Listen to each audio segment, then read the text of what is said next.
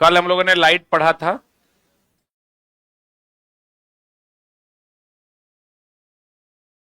Electric current. शुरू करें। आज हम लोग पढ़ने वाले हैं इलेक्ट्रिक करंट। निकाल लिए।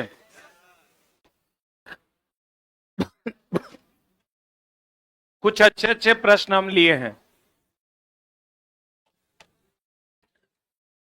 15 वैसे प्रश्न हैं जो आपको फंसा सकते हैं बहुत आसान, लेकिन आप उसमें फंस सकते हैं वैसे प्रश्न। और कुछ एनसीईआरटी एग्जाम्पलर के क्वेश्चन हमने लिए।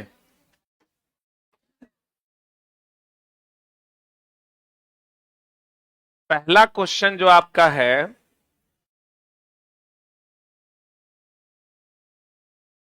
पहला क्वेश्चन ये तो नहीं है, ये है।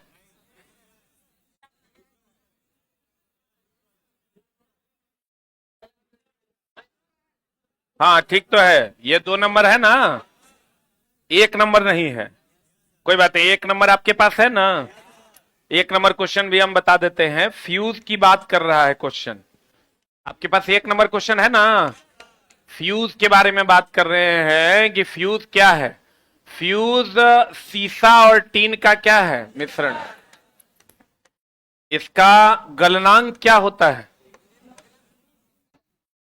जल्दी गलेगा कि लेट से गलेगा। गलनांक क्या होता है, निम्न होता है। गलनांक निम्न के उच्च। और यह अधिकतम धारा से सुरक्षा देता है। अधिकतम धारा से क्या देता है, सुरक्षा देता है।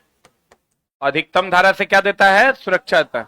ओवरलोडिंग और शॉर्ट सर्किटिंग से क्या करता है, बचाता है।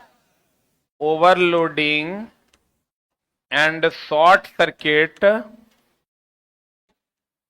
शॉर्ट सर्किट, सर्किट को सीकेटी लिखते हैं, से बचाता है। और किसमें लगाया जाता है, लाइव में कि न्यूट्रल में। लाइव या फेज वायर में लगाते हैं, लाइव या फेज वायर में लगाते हैं। लाइव या फेज वायर में लगाते हैं, जल्दी लिख। लाइव या किस वायर में लगाते हैं, फेज वायर में।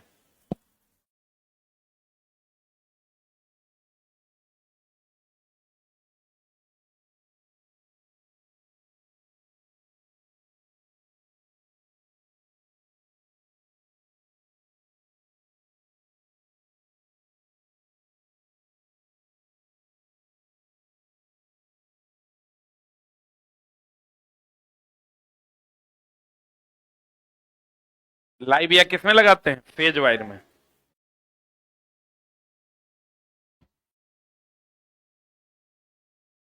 सीसा और टीन का क्या होता है, मिश्रण। गलनांक क्या होता है, निम्न। अधिकतम धारा से सुरक्षा देता है। ओवरलोडिंग और शॉर्ट सर्किटिंग से क्या करता है, बचाता है। लाइव और किस में लगाता है, फेज में। लिख लिए। अब आपका क्वेश्चन देखिए क्या कह रहा है। मेरे पास क्वेश्चन नहीं है, एक बार आप पढ़िए। उस कथन का चयन करें जो विद्युत फ्यूज के मामले में सही नहीं है। चयन कह रहा है, तो बताओ ये अधिकतम धारा से सुरक्षा देता है कि न्यूनतम से। एक सर्टेन मान से ज्यादा धारा होगा तब ना चलेगा। तो क्या कह रहा है, देखो, फ्यूज सभी भवनों के विद्युत परिपथ में लगाए जाते हैं। सही कि गलत। अब फ्यूज हर जगह लगाया जाता है ना। अब फ्यूज के जगह पर क्या लगाया जाता है, एमसीबी। करंट के अधिकतम की एक अधिकतम सीमा होती है जो इलेक्ट्रिक सर्किट के माध्यम से सुरक्षित रूप से प्रवाहित हो सकता है। सही है। करंट की न्यूनतम सीमा होती है, यही तो गलत है। सी नंबर आंसर हो जाएगा। आंसर क्या हो जाएगा, सी। न्यूनतम धारा के अधिकतम धारा से सुरक्षा देता है। अधिकतम धारा से सुरक्षा देता है। अगले प्रश्न की ओर चलते हैं। अगला प्रश्न आकर्षण या विकर्षण का है। एक बात आप हमेशा ध्यान रखिए, गुरुत्वाकर्षण बल, कौन बल दोस्त, गुरुत्वाकर्षण बल केवल, केवल किसका बल है, आकर्षण बल। और विद्युतीय बल या चुंबकीय बल, अब बताओ समान आवेश में क्या होता है। अरे प्लस प्लस में क्या होगा, विकर्षण। अब प्लस माइनस में क्या होगा, आकर्षण। सही है। प्लस प्लस में क्या होगा, विकर्षण। अब प्लस माइनस में क्या होगा? आकर्षण। तो इसका मतलब नॉर्थ पोल में क्या होगा? विकर्षण। और नॉर्थ साउथ में क्या होगा? आकर्षण। इसका मतलब हम ये कह सकते हैं ये आकर्षण तथा कौन बल है? विकर्षण का बल है। पहले तो ये लिख लो फिर बतियाते हैं। आकर्षण या विकर्षण का बल है। गुरुत्वाकर्षण बल केवल क्या चीज का बल है? आकर्षण बल। आप विद्युतीय या चुंबकीय बल समान आवेश में विकर्षण या समान पोल में विकर्षण हो जाएगा। आकर्षण और विकर्षण दोनों का बल है।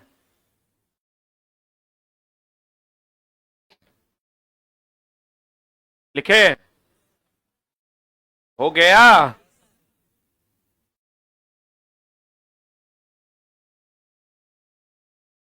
अब एक चीज गौर कीजिएगा, इलेक्ट्रिशियन में जगह नहीं है, वहां लिखो ना रे। पिछला पन्ना में जगह है, वो खत्म हो गया। पीछे जगह है, वहां लिखो। अब देखो, एक होता है विद्युतीय बल, एक होता है दोस्त मेरे विद्युतीय बल। कौन बल होता है? विद्युतीय बल। एक होता है अस्थिर विद्युत बल। ये दोनों में अंतर जरूर समझिएगा, इसीलिए हम ये क्वेश्चन दिए हैं कि इसको हम समझा सके। एक होता है विद्युतीय बल और एक होता है क्या? अस्थिर विद्युत बल। अस्थिर विद्युत बल होता है, एक बात बताइए, आप पढ़े होंगे कांच के टुकड़े को रेशम के कपड़े से रगड़ा जाए या बाल में कंघी को रगड़ा जाए। कितना बार बताएं हम? स्थिर विद्युत बल होता है कौन बल? घर्षण बल। कौन बल? कैपेसिटर में भी स्थिर विद्युत बल ही लगता है, क्योंकि कैपेसिटर में चार्ज अस्थिर होता है। अब विद्युतीय बल होता है जब प्रवाहित इलेक्ट्रॉन होता है। जैसे अगर किसी तार में विद्युत धारा का प्रवाह हो रहा है, और कहेगा बताइए कौन बल लगेगा, तो कहेंगे कौन बल? विद्युतीय बल। यहां एक और, इलेक्ट्रॉन एंड प्रोटॉन के बीच लगने वाला बल भी कौन बल है? विद्युत बल के स्थिर विद्युत बल। इलेक्ट्रॉन और प्रोटॉन के बीच लगने वाला बल। एनसीईआरटी में यह सवाल है, इसलिए इसको बढ़िया से देख लो कि दोनों बल में क्या अंतर है। कहते हैं विद्युतीय बल होता है प्रवाहित इलेक्ट्रॉन। अगर इलेक्ट्रॉन का प्रवाह हो रहा है कहीं से, तो उसके बीच जो लगने वाला बल होगा कौन बल होगा? विद्युतीय बल। और अस्थिर विद्युत बल होगा या तो घर्षण बल या कैपेसिटर या इलेक्ट्रॉन और प्रोटॉन के बीच लगने वाला बल। जल्दी से लिख लो। इलेक्ट्रॉन का प्रवाह होगा तब कौन बल लगेगा? विद्युतीय कि अस्थिर विद्युत? विद्युतीय बल।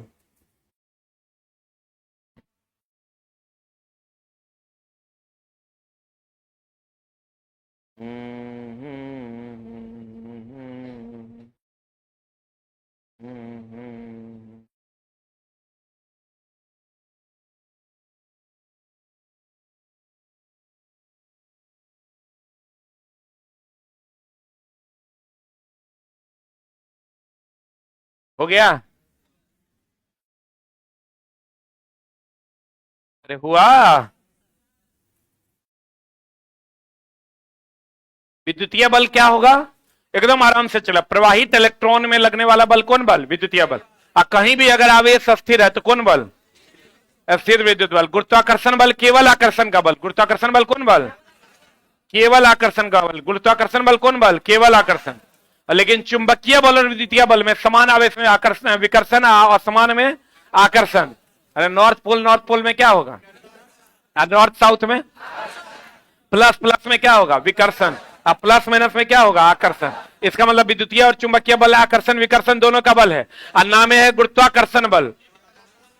केवल आकर्षण का बल है। सुमित कुमार गुप्ता है मतलब केवल गुप्ता है वो, बोलो दे। तो गुरुत्वाकर्षण है, इसका मतलब केवल आकर्षण। अब बताओ आंसर। दो वस्तुएं, एनसीईआरटी एग्जाम्पलर का सवाल है, दो वस्तुएं एक दूसरे को प्रतिकर्षित करती है या प्रतिकर्षण हो सकता है। प्रतिकर्षण दो जगह हो सकता है, या तो चुंबकीय अन्यथा विद्युतीय। बता क्या होगा? घर्षण बल में केवल स्थिर विद्युत बल, केवल चुंबकीय बल के चुंबकीय बल स्थिर विद्युत बल दोनों में। चुंबकीय में भी विकर्षण प्रतिकर्षण या विकर्षण हो सकता है, और स्थिर विद्युत बल में भी प्रतिकर्षण या विकर्षण।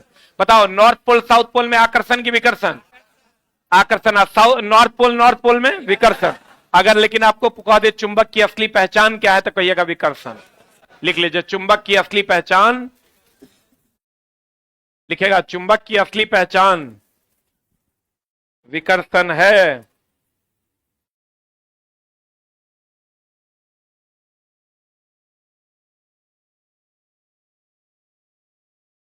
चुंबक की असली पहचान क्या है? विकर्षण है। बताओ चला, घर्षण बल को हम क्षयकारी बल कहते हैं। घर्षण बल को कौन बल कहते हैं? क्षयकारी। सही है। अच्छा बताओ, संपर्क बल भी कह सकते हैं क्या? क्योंकि संपर्क में रह के ये बल लगता है, दो सतह आपस में संपर्क में रहेगा तब लगेगा। और आकर्षण और विकर्षण दोनों का बल कहेगा तो विद्युतीय और चुंबकीय दोनों हो जाए।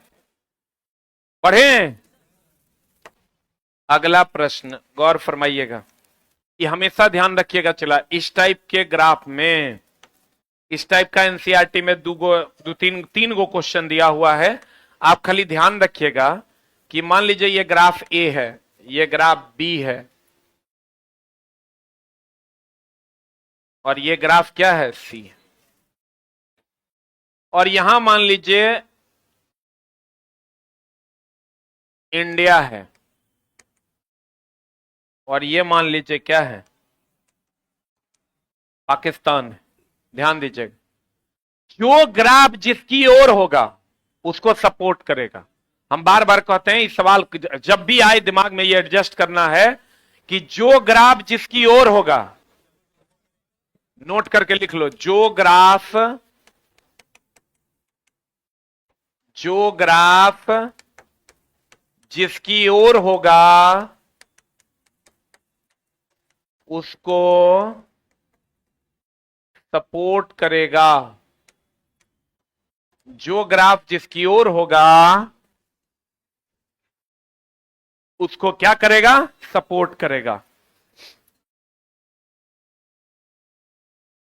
जो ग्राफ जिसकी ओर होगा उसको क्या करेगा दोस्त मेरे? सपोर्ट करेगा। अब बताओ हमको, एक किसको सपोर्ट करेगा, इंडिया को कि पाकिस्तान को? इसका मतलब पाकिस्तान का विरोध करेगा, मतलब इसको नुकसान पहुंचाएगा। और सी जो है वो पाकिस्तान का सपोर्ट करेगा और इंडिया का क्या करेगा? विरोध करेगा। बोलो डाउट है? तो एक बात बताओ, एकदम सिंपल सा, ई लिख लिए? ई लिख लिए हो? अब एक बात बताइए कि अगर आपको ये दे दे, ये दूरी है और ये समय है, दूरी बटा समय चाल ना होता है, आपको दे दे ये ए है, ये बी है, ये सी है, आपको कह दे बताइए चाल जो है किसका ज्यादा किसका कमी? ग्राफ है एनसीईआरटी एग्जाम्पलर। एक बात बताओ, ए किसको सपोर्ट करेगा? यानी ए में दूरी ज्यादा होगा। ए में दूरी ज्यादा कब होगा? ए जो है वो दूरी ज्यादा लेगा, इसको सपोर्ट करेगा, और समय कम लेगा। बोले वे नहीं करेगा। तो दूरी जब ज्यादा ले कम समय में, तो चाल ज्यादा की कम? तो बताओ ए की चाल ज्यादा की कम?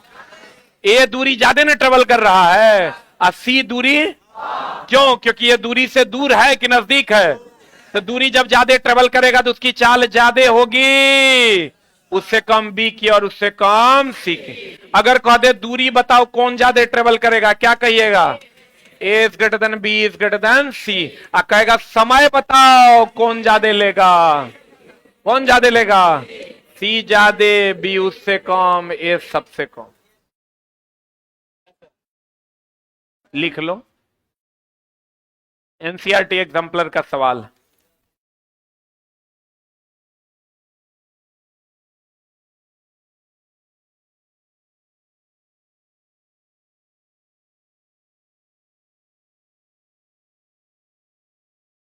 हमसे मोहब्बत कर। समझ में आया कि नहीं आया? चला तुम देखना, 10 दिन 10 कक्षा से तुमको कितना फायदा होगा। जब सवाल बनाओगे ना तब हम याद आएंगे। देखो अगला सवाल कितना आसानी से बन जाएगा, लेकिन थोड़ा सा दिमाग लगा के। सब उल्टा पुल्टा, जहां जहां तुम 15 जगह फंसोगे वो सब करंट का हमने तुमको दिया है, कहीं तुमको फंसने नहीं देंगे। बढ़े बाबू रे। अगर हम तीसरे ग्राफ की ओर चलते हैं, जो ग्राफ आपका किसके किसके बीच है, जो क्वेश्चन है आपका धारा और वोल्टेज। यहां धारा है और यहां क्या है? वोल्टेज। ये क्या है दोस्त मेरे? धारा। ये क्या है? वोल्टेज। और ये R1 है क्या R2? R1। ये क्या है? R2। ये क्या है? R2। बोलो हाँ। तो बताओ, धारा का मान सबसे ज्यादा किसमें होगा? R1 में, क्योंकि ये इसको सपोर्ट करेगा ना। R1 में उससे कम, R2 में उससे कम, R3। बोलो हाँ। तो एक बात बताओ, धारा का मान R1 में ज्यादा है, धारा R1 ज्यादा नहीं है। अब उससे भी नहीं तो थोड़ा सा इसे समझ लो, ई R1 एकर सपोर्ट करेगा कि विरोध करेगा? मान लो हम तो और विरोध करते हैं, हमार नाम है आर हमार नाम है प्रतिरोधी आदमी, विरोधी आदमी है। तो हम विरोधी आदमी से तुमको फायदा कब हो सकता है? जब हम कम हो जाएंगे कि हम ज्यादा हो जाएंगे? हम हैं विरोधी आदमी, मान लो हम अन्ना हजारे हैं और हम जो है अरविंद केजरीवाल जी का विरोध करते हैं, ठीक है? तो हमसे उनको फायदा कब पहुंचेगा? जब हमारी वैल्यू कम हो जाएगी। ई कह रहा है कि हम तो और सपोर्ट करेंगे। ये कहता रे बाबू, तो और नाम है प्रतिरोधी, तू है विरोधी, तू हमारा सपोर्ट तब करेगा जब तू कम हो जाएगा। बोलो, इसका मतलब R1 सबसे कम होगा, उसके बाद R2 होगा और इसके बाद R3। अगर तुहार सपोर्टर तुरा फायदा कब पहुंचाएगा? जब तू बढ़ेगा। अब विरोधी कब तुरा फायदा पहुंचाएगा? जब वो घटेगा। ई कह रहा है हम तुरा फायदा पहुंचाएंगे, कहता है जल्दी से तू घट जो, तू विरोधी है, तो नामे है प्रतिरोधी। बुझा रहा है कि नहीं बुझा रहा है? बुझा रहा है पक्का। वही अगर इस ग्राफ में आप चलते, इस ग्राफ में अगर आप चलते तो यहां क्या होता? ये दूरी है, इस समय है, तो भैया दूरी और वेग में बताओ सपोर्टिव नेचर है कि विरोधी नेचर है? जितना ज्यादा वेग उतना ज्यादा दूरी, जितना सपोर्टर बढ़ेगा उतना नेता बढ़ेगा। तो सपोर्टिव नेचर है, यानी ई जो है ए का मान क्या हो जाएगा? ज्यादा हो जाएगा, क्योंकि भैया एकर मान ज्यादा होगा तब ना नेताजी का मान ज्यादा होगा। बुझा रहा है? सपोर्टिव आदमी बढ़ेगा तब हम बढ़ेंगे, अब विरोधी आदमी घटेगा तब हम घटेंगे। ये जो प्रतिरोध है, ये जो प्रतिरोध है दोस्त मेरे, ये विरोधी है कि सपोर्टर है? धारा का विरोध करता है, तो विरोध करता है तो कहे तुम कम हो जाओ। बुझाता रहो, लिखो। पिछला वाला भी लिखना है क्या? पिछला वाला लिख लिए, इसको लिख। कितना बढ़िया टीचर है हमसे, देखो अभी, लेकिन थोड़ा एहसास नहीं होगा, अभी तक घर की मुर्गी दाल बराबर। पूछो उनसे जो हमें पाने के लिए तरसते हैं, उनसे क्या पूछते हो जिन्हें हम आसानी से मिल जाया करते हैं? चल लिख। हाँ चल लिख ना रे।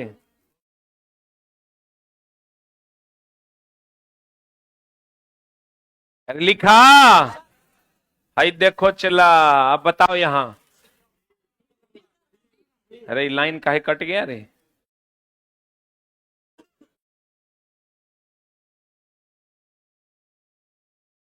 एक मिनट चला, लाइनवा कट गलो रे। क्या हुआ है रे? लाइन कट गया जनरेटर?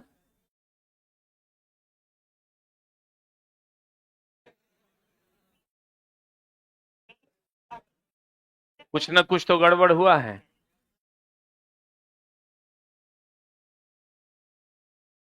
इतना देर तक तो मामला नहीं गड़बड़ाता था।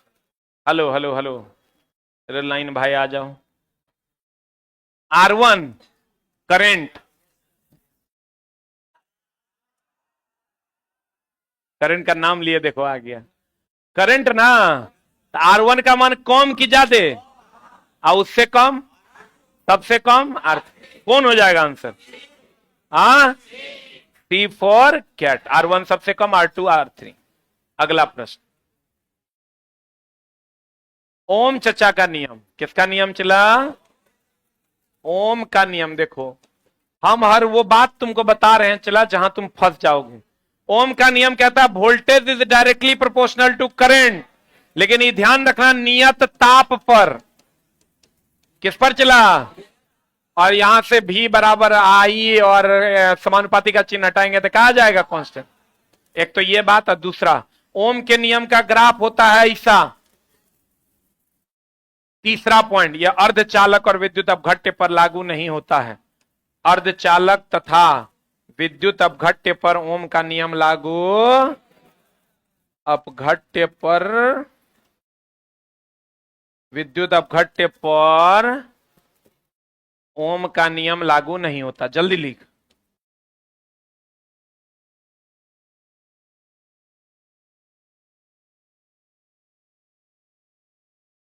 अर्धचालक और विद्युत अपघट्य पर ओम का नियम लागू होता है क्या? नहीं होता है। ओम का नियम कहता है भी समानुपाती होगा आई के। कब? जब ताप क्या रहेगा? नियत।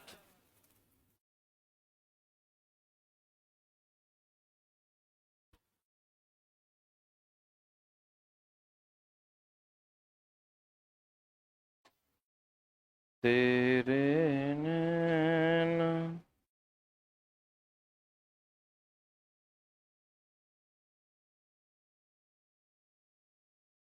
अरे हो गया। ओम का नियम भी समानुपाती आई कब? वही क्वेश्चन जहां है वहां लिखो ना। चला क्वेश्चन के पास भी तो गैप है, नहीं है? आप बताओ। भी बराबर आई आर, समानुपाती हटाएंगे, आर कांस्टेंट आएगा। अच्छा ये क्वेश्चन पूछता है वोल्टेज और करंट का जो स्लोप है वो किसका मान देगा? रेजिस्टेंस का। वोल्टेज और करंट का बीच का जो स्लोप है वो किसका मान देगा? रेजिस्टेंस का। और अर्धचालक और विद्युत अपघट्य पर ओम का नियम लागू नहीं होता। ओम का नियम किस पर लागू होता है? चालक पर। किस पर लागू होता है? चालक। बाबू रे, सोना रे, वोल्टेज समानुपाती करंट नहीं बोलना। ओम का नियम भी बराबर आई आर भी नहीं बोलना। अब क्या बोलना? किस पर? क्या है किस पर? इसका एक और एग्जांपल है, प्रतिबल। हुक का नियम, हुक का नियम पढ़े हो? लिखिए लो, सेम मामला है। हुक का नियम कहता है प्रतिबल विकृति के समानुपाती होता है। प्रतिबल विकृति के क्या होता है? समानुपाती। लेकिन प्रत्यास्थता सीमा के अंदर। प्रत्यास्थता सीमा के अंदर मतलब वह सीमा जहां पर खींचे तो पुनः अपने शेप में आ जाए। यहां से करोगे तो प्रतिबल समानुपाती का चिन्ह हटाओगे, ई इंटू विकृति आ जाता है। और ई जो है प्रत्यास्थता गुणांक है। ई क्या है दोस्त मेरे? प्रत्यास्थता गुणांक है। खाली प्रतिबल समानुपाती विकृति नहीं, प्रतिबल समानुपाती विकृति प्रत्यास्थता सीमा के अंदर।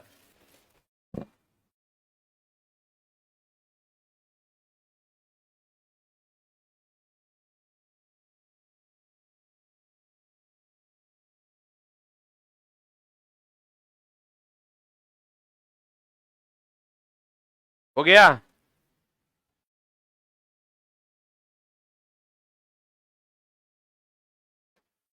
अरे हुआ। प्रतिबल हुक का नियम क्या कहता है? प्रतिबल समानुपाती विकृति प्रत्यास्थता सीमा के अंदर। ओम का नियम क्या कहता है? वोल्टेज समानुपाती करंट नियत ताप पर। ताप की दाब, ताप दैट इज टेम्परेचर। आंसर बता इसका। अब आंसर बता दो इसका आंसर क्या हो जाए। ओम के नियम के अनुसार नियत ताप पर वोल्टेज समानुपाती करंट। यहां दे दिया है नियत दाब पर, और भी उल्टा दे दिया है। यहां भी उल्टा दे दिया है, तो ये दोनों तो होगा नहीं। और यहां नियत स्थिति पर दे दिया है, लेकिन आंसर क्या हो जाएगा? नियत ताप पर। अब आ जाओ इधर। श्रेणी समानांतर जानते हो? एक होता है श्रेणी क्रम, एक होता है क्या? समानांतर क्रम। अब ध्यान देना, इसमें जो होता है ये श्रेणी क्रम और समानांतर, ये श्रेणी क्रम और क्या? समानांतर क्रम हो। ये R1 और ये क्या? R2। समानांतर में ये हो गया दोस्त मेरे, अगर R1, ये R1 और ये क्या? R2। ये हमेशा ध्यान रखना है, यहाँ R total is equal to होता है R1 प्लस R2। यहां R टोटल बराबर होता है 1/R टोटल बराबर हो जाता है 1/R1 प्लस 1/R2। यहां से एलसीएम वगैरह लेके R टोटल निकालोगे तो ये आ जाएगा R1 R2 बटा R1 प्लस R2। बोलो हाँ, बोलो हाँ। इसमें चला ध्यान रखना, श्रेणी में धारा समान होता है, वोल्टेज क्या होता है? अलग। इसमें ध्यान रखना दोस्त मेरे, समानांतर में हमेशा वोल्टेज समान, वोल्टेज, रुक जा अभी लिखना नहीं, समझ लो पहले, वोल्टेज समान और धारा अलग होता है। रुक जा, अगर मान लो इसको हम लोग 2 ओम मानते हैं, इसको हम लोग 2 ओम मानते हैं, इसको कितना ओम मानते हैं? 3 ओम। बोलो हाँ। तो यहां से 2 प्लस 3 बराबर कितना ओम? 5 ओम। यहां अगर इसको हम 2 ओम मानते हैं और यहां इसको हम 3 ओम मानते हैं, तो ये हो जाएगा 2 गुना 3 बटा 2 प्लस 3 बराबर 1.2। देखो 3 दूनी 6 बटा 5, 1.2 आएगा। ये हमेशा ध्यान रखना, इसमें जो समतुल्य प्रतिरोध आता है वो 2 और 3 से ज्यादा है कि कम है? यानी यहां समतुल्य प्रतिरोध, समतुल्य जो है प्रतिरोध, समतुल्य प्रतिरोध महत्तम से महत्तम, महत्तम 2 और 3 में कौन है? 3 की 2। समतुल्य प्रतिरोध महत्तम से महत्तम। यहां समतुल्य प्रतिरोध कितना है? देखो न्यूनतम प्रतिरोध कितना है? 2, और समतुल्य कितना आया? 1.2। तो न्यूनतम 2 है, उससे भी कम आया, तो हम कह सकते हैं समतुल्य प्रतिरोध न्यूनतम से न्यूनतम होगा। अरे बोलो, यहां समतुल्य प्रतिरोध, समतुल्य प्रतिरोध, समतुल्य प्रतिरोध न्यूनतम से क्या होता है? न्यूनतम होता है। बढ़िया से समझ चला, एकदम आराम से। देखो रुक जा, रुक रुक रुक, आराम से लिखना। श्रेणी क्रम में धारा समान, वोल्टेज अलग अलग। इसका उल्टा देखो तो इसमें हो रहा है, यहां धारा समान है, यहां धारा अलग अलग, यहां वोल्टेज समान है, यहां वोल्टेज अलग। आप एक ही चीज याद रखो, पैरेलल में वोल्टेज समान, पैरेलल में वोल्टेज समान, पैरेलल में वोल्टेज समान, तो धारा क्या हो जाएगा? अलग अलग। श्रेणी में धारा समान और वोल्टेज अलग अलग। इसका जो समतुल्य प्रतिरोध होगा श्रेणी में, वो महत्तम आया 5 आया, तो महत्तम से महत्तम की न्यूनतम से न्यूनतम। इसी को नेट रेजिस्टेंस या टोटल को नेट रेजिस्टेंस या निब्बल प्रतिरोध भी कहते हैं। क्या कहते हैं इसको? यहां समतुल्य प्रतिरोध न्यूनतम से न्यूनतम आया है कि महत्तम से महत्तम आया है? इसको लिख लो जल्दी से, अब फिर चलते हैं हम सवाल पर। जल्दी लिख।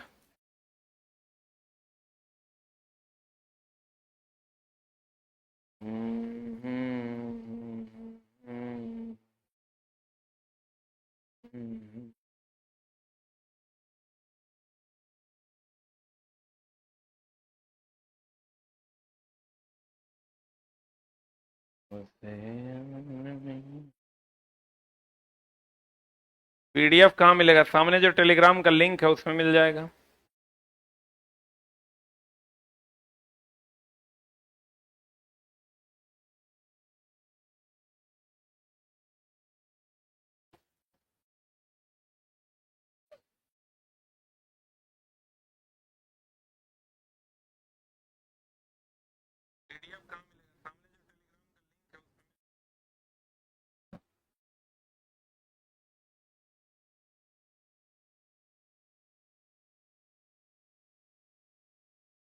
अरे भाई, इंजीनियरिंग ड्राइंग और डीजल का कोर्स अभी हम भी पढ़ाएंगे आपको, एकदम टेंशन न लें। अभी जो टीचर का अपलोड हुआ है वो आपको दिए हैं तत्काल के लिए, उसको हम भी पढ़ाएंगे। हो गया? अरे हुआ?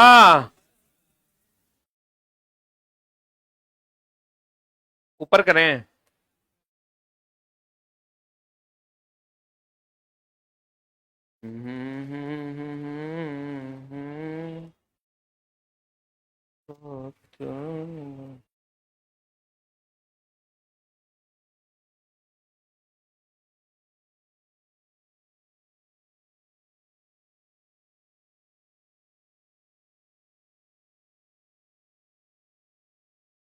हो गया?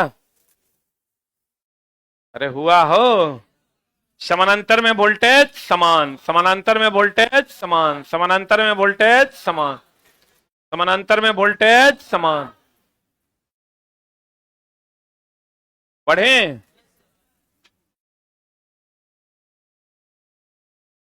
समानांतर में वोल्टेज क्या समान, धारा अलग अलग। न्यूनतम से न्यूनतम की महत्तम से महत्तम?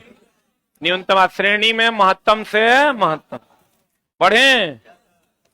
अब बताओ चला आंसर। समानांतर परिपथ के संबंध में निम्नलिखित में से कौन सा कथन सत्य है? समानांतर कौन सा, ए की बी की सी की डी? सही चुन रहा है डी नंबर। समानांतर परिपथ में निब्बल प्रतिरोध अलग अलग प्रतिरोधों के योग से हमेशा सही है, कम होता है ना समानांतर में। अब बताओ, कहते हैं उत्पन्न ऊष्मा, H का मान जानते हो आप? H का फॉर्मूला क्या होता है? आई स्क्वायर आर टी, या भी square by R into T, या भी आई टी, या पी इंटू टी। पी क्या है रे? पावर। भी क्या है? वोल्टेज। आई क्या है? करंट। टी क्या है? समय। आर क्या है? प्रतिरोध। अब बताओ क्या दिया है? 100 ओम के एक प्रतिरोध, आर का मान दे दिया। यहां 15 मिनट दिया है, इसीलिए इस सवाल दिए हैं। ये जो फॉर्मूला यहां लगेगा तो सेकंड में ना बदलना होगा, तो कितना से गुना करना होगा? 60 से। आई 5 एम्पियर आई दे दिया है, तो आई आर टी दे दिया है, प्रवाहित ऊष्मा मांग रहा था, पहला वाला फॉर्मूला लगा दें, आई स्क्वायर आर इंटू टी। तो आई स्क्वायर कितना? अरे आई स्क्वायर 5 का स्क्वायर, इंटू आर, आर का मान कितना? 100, इंटू टाइम का मान 15, कि 15 गुना 60, 15 गुना 60।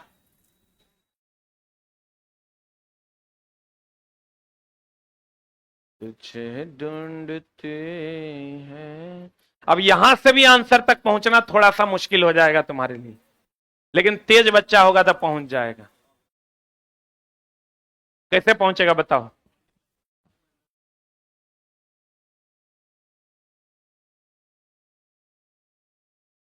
बताओ जल्दी से। यहां से हम h बराबर देख रहे हैं 10 टू दी पावर समथिंग के टर्म में है, तो इसका मतलब सब जीरो को अलग कर लो। 25 25 ना, यहां कितना है? 2 गो जीरो, 1 गो जीरो, कै गो जीरो हो गया? 3 गो जीरो, यानी 25 गुना 15 गुना 6 गुना 10 टू दी पावर 2 1 3। बोलो रे, अब बताओ क्या करोगे? 25 छक्के कितना? 150। तो भैया h बराबर 25 छक्का कितना? 150 के 15 ले लें, आई फिर 15 ले लें, आई 10 टू दी पावर 1 जीरो देके 4 कर दें। अरे 25 छक्के 150, 150 के 15 लिए 1 जीरो एक दे दिए, 4 हो गया। अब 15 15 225 हमारा दिख रहा है। h बराबर 225 गुना 10 टू दी पावर 4, लेकिन 10 पावर 4 में कहीं आंसर है क्या? नहीं है। तो हम क्या करेंगे? 2 गो जीरो, h बराबर यहां हम लिख सकते हैं 2.25 into 10 to the power 6 joule. अरे बोलो, आंसर बनाना पड़ेगा। वो जो सोचोगे हम गुना करके आंसर मार देंगे, मामला हो जाएगा गड़बड़। 2 गो पॉइंट इधर दिए हैं, तो 2 गो जीरो एक बढ़ा देगा, 4 2 कितना हो जाएगा? 6। है ना बढ़िया क्वेश्चन? तुझे ढूंढते हैं।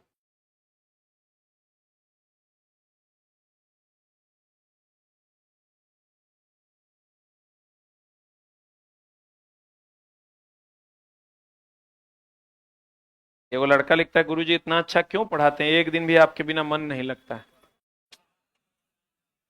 तेरा मजाक लग रहा है? 4 दिन हम तुम्हारे जीवन से चले जाएंगे, तुरा लगेगा कुछ हरा गया है। जे पढ़ने वाला बच्चा है, छोटा चोर को तो भारी लग रहे होंगे। जे पढ़ने वाला बच्चा, अच्छा देखो कितना स्टैंडर्ड का क्वेश्चन है, the best of the best. गुना करके जो सोचेगा 2 गुना 3 गुना 5 करके आप मार देंगे, 5 या 15 दूनी 30 जूल, वैसा कुछ नहीं मिलेगा। अगला प्रश्न, किसी वस्तु का परावैद्युत स्थिरांक हमेशा 1 से अधिक। घर्षण गुणांक का नाम सुना है? अरे घर्षण गुणांक सुना है? अरे बोलो ना रे। घर्षण गुणांक जो है, देखो हम कुछ कुछ स्थिरांक आपको बताते हैं। घर्षण गुणांक ये हमेशा 0 से बड़ा और 1 से क्या होता है? छोटा। अपवर्तनांक, अपवर्तनांक, अपवर्तनांक हमेशा 1 से क्या होता है? बड़ा। आपेक्षिक अपवर्तनांक बताए थे, बताओ। आपेक्षिक अपवर्तनांक हमेशा 1 से बड़ा भी होता है और 1 से क्या होता है? छोटा। ये परावैद्युत स्थिरांक कुचालकता को बताता है। किसको बताता है? कुचालकता को। अब परावैद्युत स्थिरांक हमेशा 1 से अधिक होता है। परावैद्युत स्थिरांक हमेशा 1 से अधिक होता है। यही तो 2-3 गो है जो तोरा पूछता है।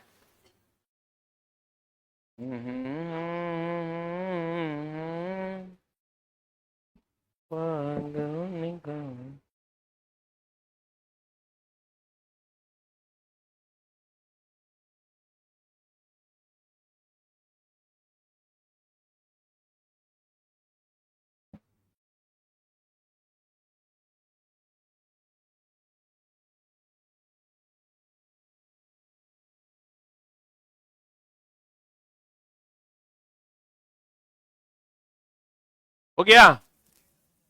अरे हुआ रे। आंसर क्या मारोगे? अरे परावैद्युत स्थिरांक का मान एक से क्या होता है? अधिक। अब परावैद्युत स्थिरांक किस पर निर्भर करता है? कुचालकता पे। यानी कुचालकता जितना ज्यादा होगा परावैद्युत स्थिरांक उतना ज्यादा होगा। अगला। कौन बीच में सर कर रहा है? नहीं लिख पाया क्या? आज चोटक कितना स्लो लिखता है रे दूल्हा बाबू। पढ़े। And the next one is, दो प्रतिरोध R1 R2 विद्युतीय स्रोत से समानांतर में जुड़े हैं। कैसे जुड़े हुए हैं? आई देखो, एगो प्रतिरोध R1 है, एगो प्रतिरोध क्या है? R2 है। समानांतर में मान लो कोई स्रोत है, एक से जुड़ल है, एक बैटरी है उससे जुड़ल है। R1 का मान R2 का 4 गुना है। अगर R1 का मान R2 का अगर x है तो कितना गुना है? R1 का मान R2 का कितना है? तो ये अगर x होगा तो कितना गुना होगा? 4x। R1 कितनी विद्युत धारा प्रवाहित होगी? तो R1 का प्रतिरोध ज्यादा है कि कम? आप प्रतिरोध ज्यादा तो धारा कम। तो 4 गुना प्रतिरोध ज्यादा है, 1/4 धारा कम हो जाएगा। क्योंकि भैया I बराबर V बटा R, यहां R के जगह 4R दे दोगे, 4 गुना कर दोगे तो भैया ये भी ना 1/4 हो जाएगा। और देखो, नहीं समझ में आ रहा है क्या?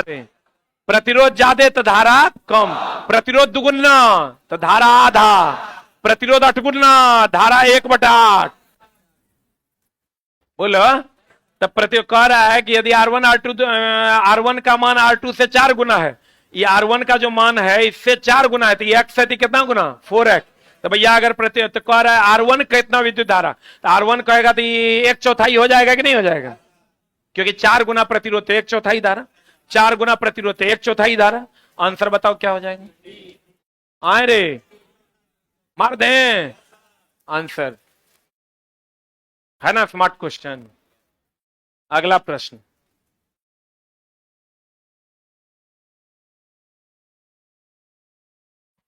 ढूंढती 1.5 महीना लिए हैं चला कंप्लीट सजाने के लिए, ताकि तुरा हर क्वेश्चन पे लगे वाह क्या बात। और अच्छे अच्छे प्रश्न आपको मिलेंगे देखने को। अगला बता, 12 ओम प्रतिरोध के तांबे के तार को वृत्ताकार मोड़ में, तो बताओ R समानुपाती कितना होता है? L। इसको वृत्ता 12 ओम का एक तार है, कितना ओम का तार है? ये चला आप टेस्ट में भी हम इसको बताए थे। ये 12 ओम का है, 2 भाग में बांट दिया, किन्हीं 2 व्यास्तः सम्मुख बिंदुओं के बीच का प्रतिरोध, इसको चला बना दिया वृत्त। अब कह रहा है व्यास के सम्मुख, तो ये बताओ 12 ओम है तो 6 ओम ही 6 ओम हो जाएगा, क्योंकि R समानुपाती L। तो बताओ यहां से R बराबर क्या हो जाएगा? R1 R2 बटा R1 प्लस R2 ना। अरे पैरेलल फॉर्मूला क्या होता है? देखो, जो तेज बच्चा होगा ना वो सॉल्व नहीं करेगा, उसको पता है कि 6 ओम से कम होगा कि ज्यादा होगा। समतुल्य दोनों न्यूनतम से न्यूनतम, 6 से कम होगा कि ज्यादा? तो 6 से कम एक ही ऑप्शन है, देखो कौन आंसर मार के निकल लेगा। बोलो। आज भूसकोलवा होगा वो कहेगा 6 गुना 6 बटा 6 प्लस 6, 36 बटा 18, 12 तिया कितना? 36। बढ़िया हो रे, अरे बढ़िया हो रे, बना दोगे? 6 से कम होगा कि ज्यादा होगा? कम कि ज्यादा? क्लियर है? बोलो ना रे। अगला सवाल पे हम लोग चलेंगे अगली कक्षा में, ठीक है? 7 क्वेश्चन और बचा है जिसको हम लोग करेंगे कल। और अभी आप 3 गो है, तब काहे छोड़ेंगे? 1 मिनट सर रुकिए, जाइए खत्म करते। 100 वाट विभवांतर किसी चालक 6 एम्पियर से विद्युत धारा प्रवाहित होती है तो खर्च की गई तो बना दोगे P बराबर वी स्क्वायर बाय आर। आई एगो क्या होता है फॉर्मूला वी आई, एगो फॉर्मूला होता है आई स्क्वायर आर। कौन वाला लगाओगे बताओ? वोल्टेज दिया हुआ है, आई दिया हुआ है, तो क्या मारोगे बताओ? वी आई मार दें। अब तो कहोगे इस सवाल काहे दिया रे मास्टर? इसलिए दिए हैं क्योंकि सवाल खूब पूछता है, तो हमारे नोट से लड़ना भी तो खूब चाहिए। ये फिक्स क्वेश्चन है, तब ना कहेगा अरे झा सर वाला वो पूछा था, नहीं तो कहेगा अरे वो सब जो करवा रहा था फेज 1 फेज 2 ओकरा से देखो था ये नहीं था, हमरा पता है पूछवे करेगा। हम अपना तनी सेफ एरिया लेके चलते हैं भाई। क्या बढ़िया हो रे? अगला 1 मिनट 20 सेकंड है। देखो टाइम को एकदम बढ़िया से पुट करना, किलोवाट बढ़िया से करना। 1 मिनट 20 सेकंड बोले तो 60 है 20 कितना? 80 सेकंड है। 60 किलो जूल क्यों दिया हुआ है? 60 किलो जूल बोले तो 60 गुना 1000 जूल हो जाएगा। तो शक्ति ज्ञात कीजिए, बताओ क्या होगा? उष्मा दे दिया है तो शक्ति बराबर होता है कार्य बटा समय। क्या निकालना है? शक्ति। कार्य का मान कितना है? 60 गुना 10 टू द पावर 3। 1000 को आप बटा समय लिखेंगे 80। अब सॉल्व करो कितना आता है? कितना आता रे? 750 वाट। अरे बोलो आंसर। खाली ध्यान ये रखना कि यहां मिनट सेकंड को मिनट सेकंड में बदल देना है, यहां जूल किलो जूल को किस में बदल देना? जूल में। अरे बढ़िया हो रे, लास्ट है। एक इलेक्ट्रिक ओवन ही तो बना देगा, बता दिए तुरंत। 250 2500 वाट द्वारा 5 घंटे उपयोग किए जाने वाली ऊर्जा कितना होगा? बनेगा? बताओ कितना होगा? सबको गुना कर दो। टाइम घंटा में रहने देते हैं इस फॉर्मूला में कि मिनट सेकंड में? इस फॉर्मूले में हमेशा टाइम किस में रहेगा? घंटा में। तो बताओ बटा 1000 कर दो। 2020 गिल लो। 25 पंचा 125, 125 बटा 10 12.5। क्या रे 12 देखो यहां भी जूल है। 12.5 जूल की 12.5 किलोवाट आवर। अरे दोस्त मेरे यूनिट ना है रे, उपयोग की जाने वाली ऊर्जा। ऊर्जा को हम लोग यहां जूल में लिखेंगे कि किलोवाट आवर में? तो देखो दोनों ऑप्शन दिया हुआ है, क्या मारिएगा? ए की बी किसी की D. D for dog is the right answer. खत्म। अरे बोलो खत्म। That's the ending. अब कल हम लोग स्टार्ट करेंगे क्या? केमिस्ट्री के कुछ अच्छे अच्छे पल। आ जाइए सर।